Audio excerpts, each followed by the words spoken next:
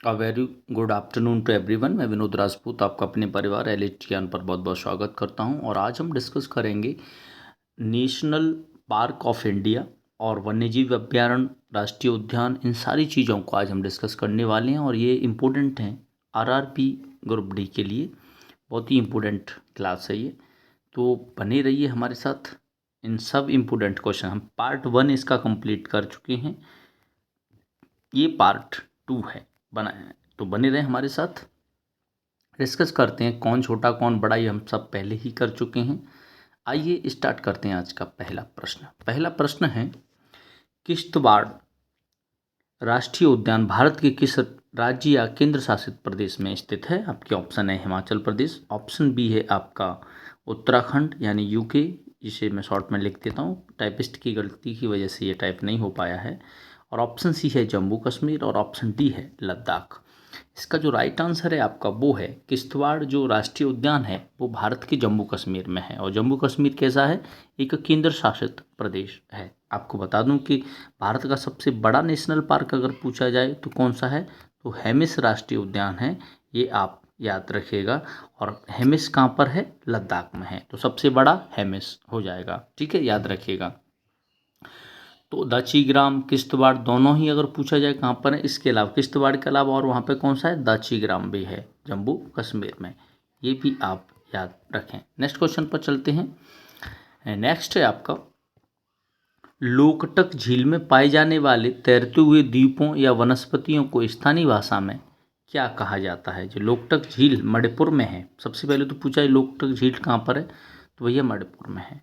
अब इसमें पूछा जा रहा है कि इस झील में कुछ तैरते हुए द्वीपों वनस्पतियों को स्थानीय भाषा में क्या कहा जाता है? आपके ऑप्शन है, क्या शोला कहा जाता है, ऑप्शन बी क्या फुमडिस कहा जाता है, ऑप्शन सी दोआब कहा जाता है, और ऑप्शन डी क्या खादर कहा जाता है? इसका जो राइट आंसर है वो है, उन्हें कहा जाता है फुमडिस। याद रखिएगा, लोकटक झील में तैरती जो वनस्पति हैं, मिट्टी की आवरण जो बन जाते हैं, उसे फुमडिस कहा जाता है। और पूछा जाए कि इसी झील में केबुल लामजाओ राष्ट्रीय उद्यान है, जो भारत का एकमात्र तैरता हुआ राष्ट्रीय उद्यान है, वो भी कहाँ पर है? इसी झील में, लोकटक झील में है, जो कि कहाँ पर है? मणिपुर में है। ये याद रखिएगा, मोस्ट इंपोर्टेंट क्वेश्चन है, ये एग्जाम में आ चुका हुआ क्वेश्चन है, PYQ है, तो याद रखिएगा। नेक्स्ट क्वेश्चन पर चलते हैं। नेक्स्ट है आपका, वन्यजीव संरक्षण अधिनियम 1972 में आरंभ में कुल कितनी अनुसूचियां या शेड्यूल थीं? आपके ऑप्शन है 4, ऑप्शन बी 5, ऑप्शन सी 6, और ऑप्शन डी है 8। इसका जो राइट आंसर है वो है 6। वन्यजीव संरक्षण अधिनियम जो 1972 का था, उसमें प्रारंभ में जो कुल अनुसूचियां थीं वो 6 थीं। 2022 में संशोधन हुआ इसमें, और अनुसूचियों को युक्ति संगत जो रेशनलाइज किया गया था इसके बाद। नेक्स्ट क्वेश्चन है आपका, गंगोत्री राष्ट्रीय उद्यान भारत के किस राज्य में स्थित है? आपके ऑप्शन है हिमाचल प्रदेश, ऑप्शन बी है उत्तराखंड, यहाँ उत्तराखंड है, आप याद रखिएगा, ऑप्शन सी है सिक्किम, और ऑप्शन डी है अरुणाचल प्रदेश। इसका जो राइट आंसर है वो है उत्तराखंड। गंगोत्री जो राष्ट्रीय उद्यान है वो उत्तराखंड में है। जिम कॉर्बेट भी उत्तराखंड में है, जो 1936 में आया। और पूछा जाए रामगंगा नदी कहाँ बहती है, तो इसी जिम कॉर्बेट में बहती है, ये भी आप याद रखिएगा।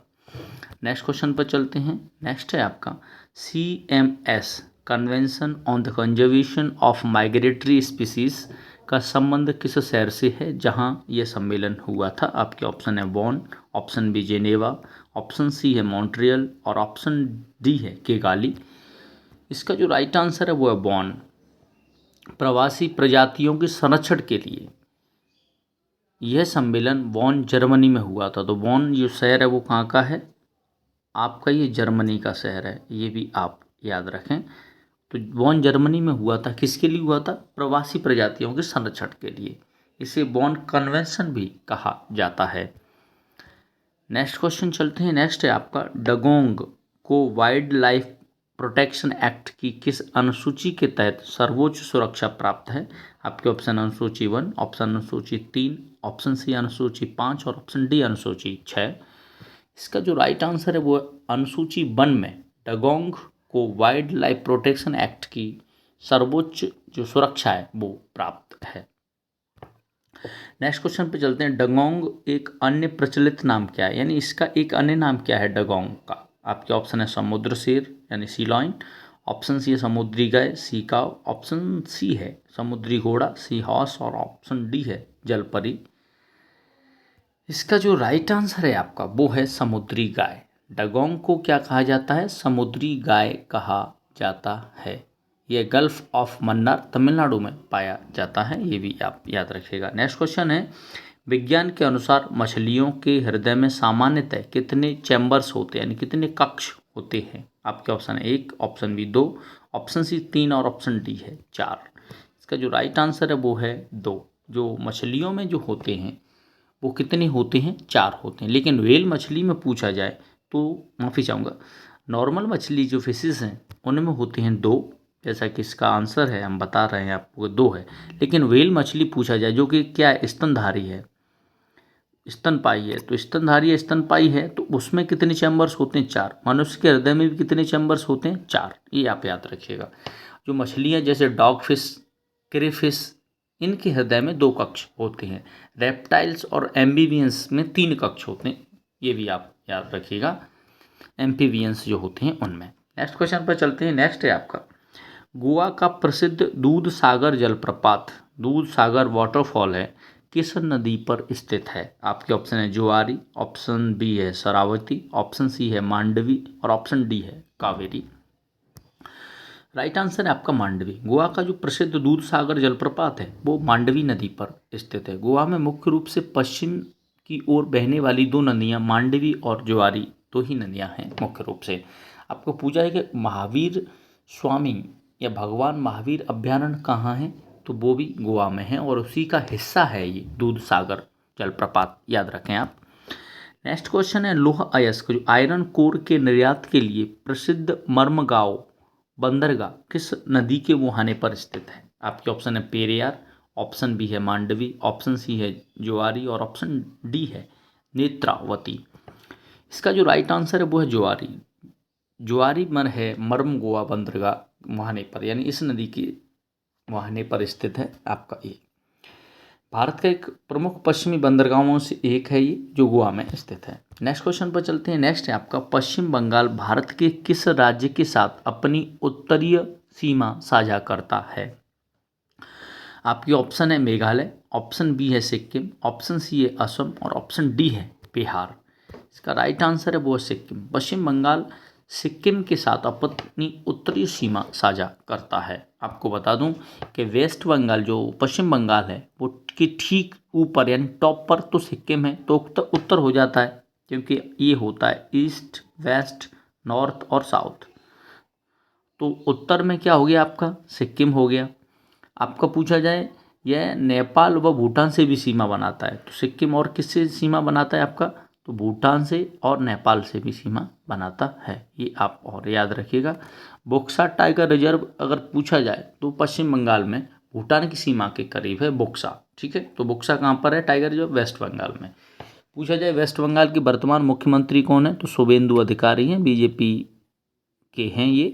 बाकी किसको हटाकर बने, तो ममता बनर्जी को हटाकर ये मुख्यमंत्री बने हैं वेस्ट बंगाल के, याद रखिएगा। नेक्स्ट क्वेश्चन है आपका, बोक्सा टाइगर रिजर्व पश्चिम बंगाल के किस जिले में स्थित है, मोस्ट इंपोर्टेंट है, ये पूछा जा रहा है अक्सर।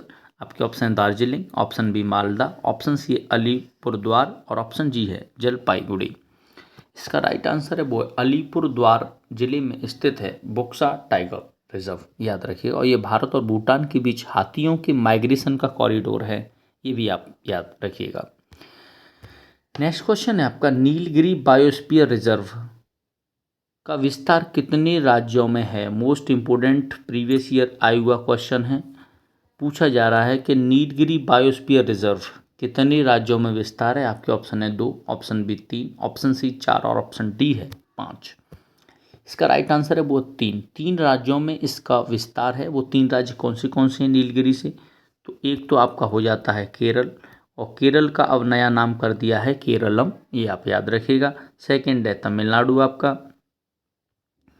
और थर्ड वन है आपका कर्नाटक। तो नीलगिरी किन 3 राज्यों के साथ भैया सीमा अपनी साझा करता है, केरल के साथ, तमिलनाडु के साथ और कर्नाटक के साथ।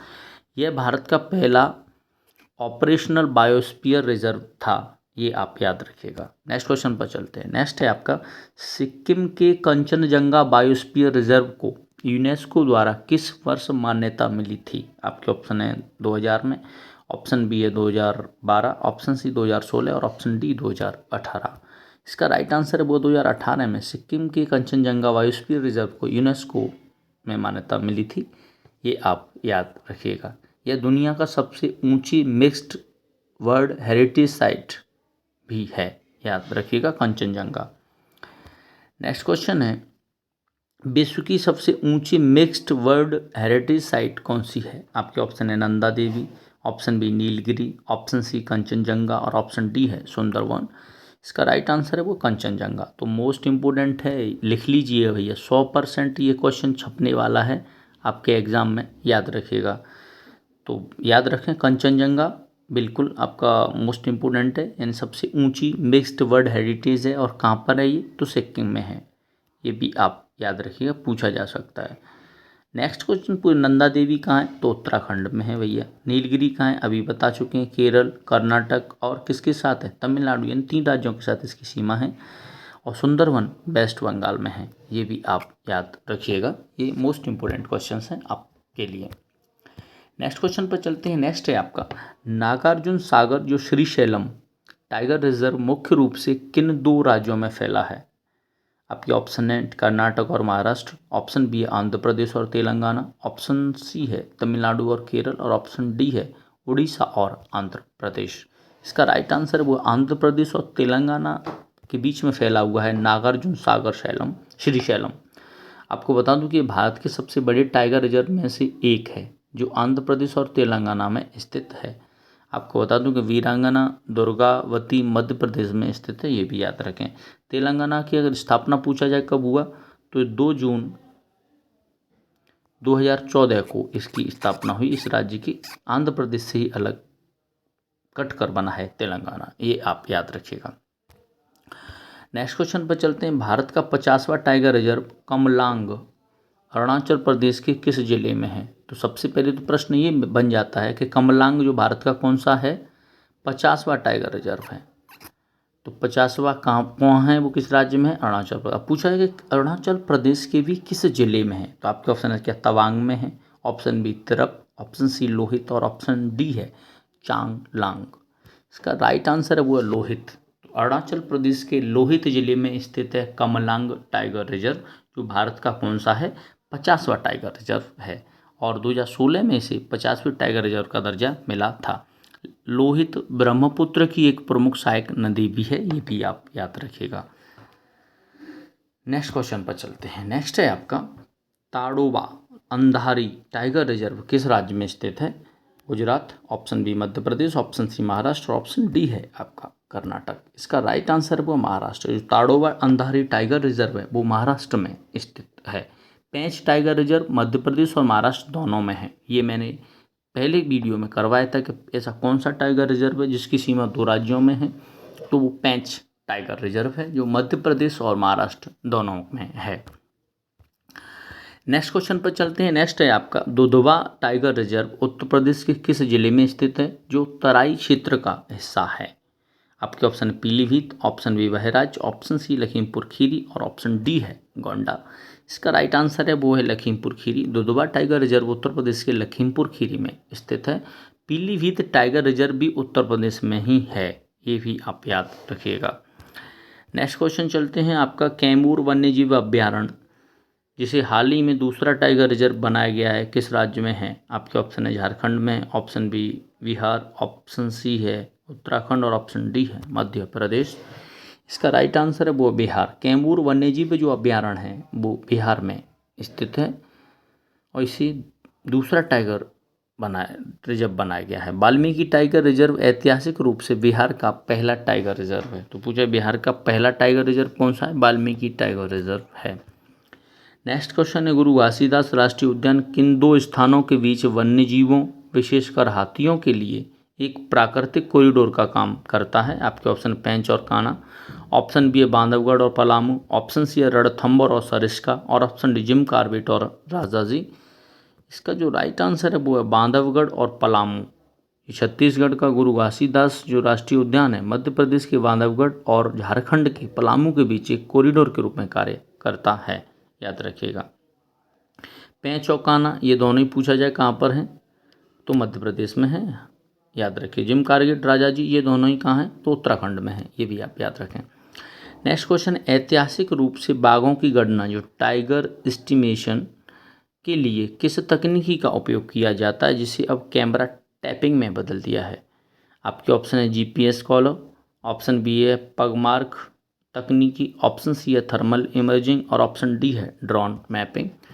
इसका राइट आंसर वो जो पगमार्क होता है उस तकनीकी से टाइगर एस्टिमेशन किया जाता है। नेक्स्ट क्वेश्चन पर चलते हैं। नेक्स्ट है आपका कि वेमनाथ कोल जो कि भारत की सबसे लंबी झील है किस राज्यों में स्थित है, किस राज्य में स्थित है। आपके option Orissa, option B Andhra Pradesh, option C Kerala और ऑप्शन डी है तमिलनाडु। इसका जो राइट आंसर है वो है केरल। जो वेमनाथ कोल जो झील है, जो वेमनाथ है वो केरल में स्थित है। ये एक लैगून झील है और केरल राज्य में स्थित है। पम्बा नदी का जल इसी में गिरता है। पूछा जाए किस नदी का जल इसमें गिरता है, तो पम्बा नदी का। ये भारत की एक प्रमुख रामसर साइट भी है, याद रखिएगा आप। नेक्स्ट क्वेश्चन है 1982 में भारत की पहली रामसर साइट के रूप में चिल्का झील के साथ किस राष्ट्रीय उद्यान को शामिल किया गया था। तो पहले तो क्वेश्चन से हमें ये मालूम हो गया कि भारत की प्रथम रामसर साइट यानी कौन सी है, चिल्का झील है। कब हुआ, 1982 में, और किस राज्य में है, तो ये आंध्र प्रदेश की है, ये भी आप याद रखिएगा। अब पूछा जा रहा है कि इसके अलावा एक राष्ट्रीय उद्यान को शामिल किया गया था, वो कौन सा था। आपके ऑप्शन है क्या, वो सुंदरवन वेटलैंड है, ऑप्शन बी केवलादेव राष्ट्रीय उद्यान है, ऑप्शन सी लोकटक झील है और ऑप्शन डी है काजीरंगा राष्ट्रीय उद्यान है। इसका इसका राइट आंसर है वो केवलादेव राष्ट्रीय उद्यान जो कि राजस्थान में है, इसको भी शामिल किया गया था इसके साथ साथ प्रथम रामसर साइट के साथ। सुंदरवन वेटलैंड्स आपका वेस्ट बंगाल में है, लोकटक झील मणिपुर में है, हम डिस्कस कर चुके हैं। काजीरंगा असम में है, एक सींग वाले गैंडे के लिए फेमस है। ये सब याद रखिएगा। केवलादेव घाना को एक साथ घोषित किया गया था चिल्का झील के साथ, याद रखें। नेक्स्ट क्वेश्चन पर चलते हैं। नेक्स्ट है आपका बुलर झील जो बुलर लेक है रामसर साइट भारत के किस क्षेत्र में स्थित है। आपके option Ladakh, option B Himachal Pradesh, option C Uttarakhand और ऑप्शन डी है आपका जम्मू कश्मीर। इसका जो राइट आंसर है वो है जम्मू कश्मीर में स्थित है बुलर झील, जो कि मीठे पानी की सबसे बड़ी झील है, भारत की सबसे बड़ी मीठे पानी की झील है, ये भी आप याद रखिएगा। होकेरा वेटलैंड भी जम्मू कश्मीर में ही है, ये भी आप याद रखिएगा। नेक्स्ट क्वेश्चन पर चलते हैं। नेक्स्ट है आपका भोपाल का भोजताल किस राजवंश के शासक राजा भोज द्वारा बनवाया गया था। आपके ऑप्शन है चोल राजवंश, ऑप्शन बी है परमार राजवंश, ऑप्शन सी है मौर्य राजवंश और ऑप्शन डी है गुप्त राजवंश। इसका राइट आंसर है वो परमार राजवंश के में जो राजा भोज द्वारा बनवाया गया था भोजताल, याद रखिएगा। भोजताल परमार वंश के सबसे शक्तिशाली और प्रसिद्ध शासकों में से एक थे। इन्हीं के नाम पर भोपाल में भोजशाला भी स्थित है, याद रखिएगा। नेक्स्ट क्वेश्चन है आपका लद्दाख में स्थित पैंगोंग त्सो और त्सो मोरिरी किस प्रकार की झीलें हैं। आपके ताजे पानी की झीलें, ऑप्शन खारे पानी की झीलें हैं, ऑप्शन सी है मानव निर्मित झीलें, ऑप्शन डी है क्रेटर झीलें हैं। इसका राइट आंसर वो खारे पानी जो सॉल्ट वाटर की झीलें हैं, ये लद्दाख में स्थित हैं, याद रखिएगा। जिससे उच्च हाई एल्टीट्यूड पर हैं, एल्टीट्यूड पर हैं होने के बावजूद खारे पानी की झीलें हैं। सामान्यतः ग्लेशियर वाले क्षेत्रों में मीठे पानी की झीलें पाई जाती हैं, बट ये खारी हैं। नेक्स्ट क्वेश्चन है केवलादेव घना राष्ट्रीय उद्यान को गंभीर नदी और अजान बांध के अलावा किस नदी से पानी मिलता है। आपके ऑप्शन है Banganga, option B Chambal, option C Luni और ऑप्शन डी है माही। इसका राइट आंसर है वो है इसे बाणगंगा नदी से भी जल प्राप्त होता है। केवलादेव जो है आपका राष्ट्रीय उद्यान, आपको बता दूं कि प्रथम रामसर साइट चिल्का झील के साथ इसे भी घोषित किया गया था 1982 में, ये भी आप याद रखिएगा। नेक्स्ट क्वेश्चन पर चलते हैं। नेक्स्ट है उल्का पिंड के प्रभाव से बनी लोनार झील महाराष्ट्र के किस जिले में स्थित है। आपके option Nashik, option B Pune, option C Buldhana और ऑप्शन डी है नागपुर। इसका राइट आंसर है बुल्ढाना जिले में स्थित है लोनार झील। और ये खारे पानी की झील है, याद रखें। नेक्स्ट क्वेश्चन है, उड़ीसा की तंपारा झील रामसर साइट किस जिले में स्थित है? आपके ऑप्शन है Cuttack, option B Ganjam, option C Puri और ऑप्शन डी खुर्दा। इसका राइट आंसर है वो गंजम। जो तंपारा झील कहाँ है? गंजम में। ये फैक्चुअल क्वेश्चन हैं। और अंसोपा झील भी उड़ीसा के कटक जिले में है, याद रखिएगा। नेक्स्ट क्वेश्चन है, कोलेरू झील जो लेक तट किस पर स्थित है, किस प्रकार से पानी की झील है, यानी किस प्रकार के पानी की झील, मीठे पानी की है, खारे पानी की है, ये पूछा रहा है कोलेरू झील के बारे में। तो ऑप्शन है खारे पानी की है, ऑप्शन बी ताजे पानी की है, फ्रेश वाटर की है, ऑप्शन सी अम्लीय पानी की है, ऑप्शन डी क्षारीय पानी की है। इसका राइट आंसर वो ताजे पानी की फ्रेश वाटर की झील है कोलेरू झील, याद रखिए। इसे गोदावरी और कृष्णा नदी के डेल्टा के बीच में स्थित है। नेक्स्ट क्वेश्चन है, प्रोजेक्ट हंगुल भारत के में किस वर्ष शुरू हुआ था? आपके ऑप्शन है 1970, option B 1972, option C 1973, option D 1992। इसका राइट आंसर है प्रोजेक्ट हंगुल शुरू हुआ 1970 में, याद रखिएगा। हंगुल कश्मीरी स्टैग के बचाने के लिए 1970 में प्रोजेक्ट हंगुल शुरू किया गया था। प्रोजेक्ट टाइगर 1973 में शुरू हुआ था। Next, great Nicobar biosphere reserve कहाँ स्थित है? ये आपसे पूछा जा रहा है। आपके ऑप्शन है लक्षद्वीप, ऑप्शन बी केरल तट, ऑप्शन सी है अंडमान निकोबार द्वीप समूह और ऑप्शन डी है पुडुचेरी। इसका राइट आंसर वो है अंडमान और निकोबार द्वीप समूह पर स्थित है ग्रेट निकोबार। यह भी यूनेस्को द्वारा मान्यता प्राप्त बायोस्फीयर रिजर्व है। नेक्स्ट क्वेश्चन है, IUCN की रेड लिस्ट में ग्रेट इंडियन बस्टर्ड को किस श्रेणी में रखा गया है? आपके ऑप्शन है वल्नरेबल यानी वनरेबल में, ऑप्शन बी विलुप्त में, ऑप्शन गंभीर रूप से संकटग्रस्त और ऑप्शन डी है लीस्ट कंसर्न। इसका राइट आंसर है वो है इसे गंभीर रूप से संकटग्रस्त में रखा गया है IUCN की रेड लिस्ट के अनुसार। नेक्स्ट क्वेश्चन पर चलते हैं। नेक्स्ट है आपका, IUCN की रेड लिस्ट में प्रजातियों को कितनी अलग अलग सूचियों जो लिस्ट कैटेगरीज में वर्गीकृत किया जाता है? आपके ऑप्शन है 5, option B 7, option C 9, option D है 12। इसका राइट आंसर है वो है 9 सूचियों में वर्गीकृत किया जाता है। नेक्स्ट क्वेश्चन है, international union for conservation of nature का मुख्यालय कहाँ है? आपके ऑप्शन न्यूयॉर्क अमेरिका में, ऑप्शन बी ग्लैंड स्विट्जरलैंड में, ऑप्शन सी है पेरिस फ्रांस और ऑप्शन डी है नैरोबी केन्या। तो इसका राइट आंसर है वो IUCN जो है इसका मुख्यालय है ग्लैंड स्विट्जरलैंड में। आपको बता दूं कि स्विट्जरलैंड के ग्लैंड में स्थित है, जो जीवों के संरक्षण की रेड लिस्ट जारी करता है। नेक्स्ट क्वेश्चन पर आ जाते हैं। नेक्स्ट है, अखिल भारतीय हाथी अनुमान और बाघ स्थिति आकलन के मुख्य रूप से किस तकनीकी का उपयोग कोर फील्ड डेटा पैरामीटर के लिए किया जाता है? आपके option aerial drone mapping, option B है line transect and scat genotyping और ऑप्शन डी है सैटेलाइट इमेजिंग और ऑप्शन डी है लेजर स्कैनिंग। इसका जो राइट आंसर है वो आपका लाइन टॉन्सेक्ट और स्कैट जीनोटाइपिंग, इससे अनुमान लगाया जाता है। नेक्स्ट क्वेश्चन है आपका, कूनू राष्ट्रीय उद्यान में ऐतिहासिक चीता री इंट्रोडक्शन प्रोजेक्ट किस तारीख को लॉन्च किया गया था? आपके ऑप्शन है 15 अगस्त 2022, ऑप्शन बी है 17 सितंबर 2022, ऑप्शन सी है 26 जनवरी 2023 माफ़ी चाहूँगा और ऑप्शन डी है 2 अक्टूबर 2022। इसका जो राइट आंसर है वो 17 सितंबर 2022 को कूनो नेशनल पार्क जो कि उत्तर प्रदेश में है यहाँ पर कुछ चीते छोड़े गए थे। हालांकि बाद में उनमें से कई की मृत्यु हो गई, लेकिन उन्हें 17 सितंबर 2022 को इस प्रोजेक्ट की शुरुआत हुई थी। कूनो राष्ट्रीय उद्यान के पुनर्वास के लिए चीते किस 2 देशों से लाए गए थे? आपके ऑप्शन केन्या और तंजानिया, ऑप्शन नामीबिया और दक्षिण अफ्रीका, ऑप्शन ए बोत्सवाना और जिम्बाब्वे और ऑप्शन डी है इथोपिया और सोमालिया। इसका राइट आंसर है वो है नामीबिया और दक्षिण अफ्रीका से चीते लाए गए थे जो कूनो नेशनल पार्क में छोड़े गए थे। भारत में अफ्रीकी चीतों को नामीबिया और दक्षिण अफ्रीका से रिलोकेट किया जाता है। नेक्स्ट क्वेश्चन है, अक्टूबर नवंबर 2025 में आए चक्रवात मंथा का नामकरण किस देश द्वारा किया गया था? आपके ऑप्शन है Bharat, option B Bangladesh, option C Thailand और ऑप्शन डी है म्यांमार। इसका जो राइट आंसर है वो है थाईलैंड। जो चक्रवात मंथा का नामकरण किया गया था वो थाईलैंड ने किया था, ये आप याद रखें। ये भारत के अगर पूछा जाए कहाँ आया था तो आंध्र प्रदेश और उड़ीसा को प्रभावित किया था इसने भारत में। नेक्स्ट क्वेश्चन है केंद्रीय प्रदूषण नियंत्रण बोर्ड जो CPCB होता है कि नई ब्लू कैटेगरी का संबंध किस उद्योग से है? आपके ऑप्शन है समुद्री मत्स्य पालन से, ऑप्शन बी है अपशिष्ट से ऊर्जा संयंत्र है waste to energy plants, option C है जल शोधन संयंत्र और ऑप्शन डी है प्लास्टिक रिसाइकलिंग। इसका जो राइट आंसर है वो है आपका अपशिष्ट से ऊर्जा संयंत्र कि इस ब्लू कैटेगरी से संबंध है इसका।